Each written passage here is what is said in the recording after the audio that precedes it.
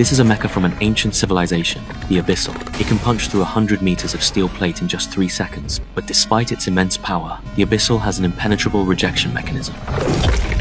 Anyone with Crimson Syndrome who enters it will instantly explode and die. That changed when Subject 4926 stepped inside. For the first time, the Abyssal could actually be controlled, unleashing devastating power. Unfortunately, his body couldn't sustain the endless energy the Abyssal demanded. He was drained dry in moments, ejected from the mecha, and aged rapidly until he was barely clinging to life. It was a failed experiment, but the power Subject 4926 displayed during that brief moment of control only deepened my fascination with the Abyssal. No matter how many sacrifices it takes, even if nobles have to become test subjects, I will push forward with these experiments. Because right now, the Abyssal is our only hope against the Devourers. Ever since the old world collapsed, the surface has been overrun by terrifying creatures called Devourers. They feed on human life essence, possess incredible regeneration and aggression, and nearly drove humanity to extinction. The survivors had no choice but to flee into the beacon, a floating fortress in the sky. To keep the beacon running, we send scavenger squads down to the surface to scavenge for energy and supplies. But without a proper rationing system,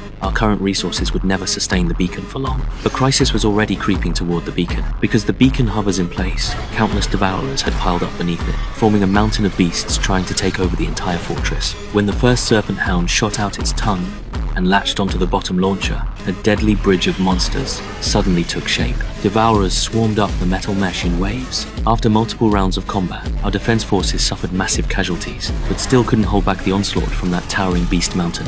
Hilda had no choice but to order a retreat to the upper ring, but the moment she gave the command, she was executed on the spot by a Shadow Council enforcer, simply for issuing a retreat order above her rank. That's when Commander Senga finally saw how brutal the beacon really was. Consumed by disappointment, he killed the enforcer without hesitation and turned his gun on the Shadow Council and on me. He planned to seize control of the beacon, fire the railgun, and save everyone before the next wave hit.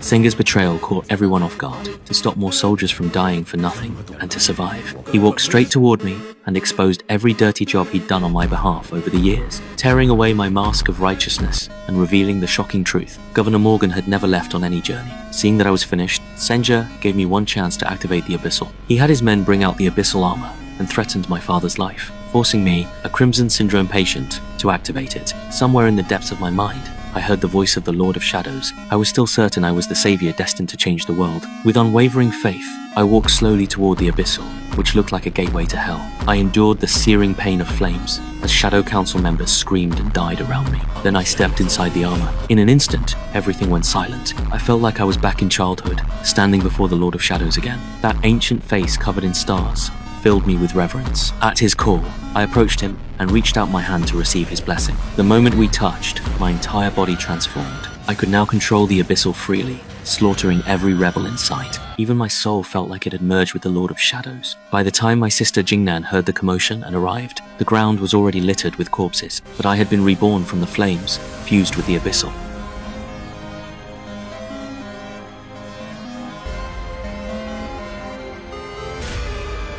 One of my eyes was filled with stars, the other blazed with fierce determination. Before heading out to fight for the beacon, I looked at Jingnan and called her sister,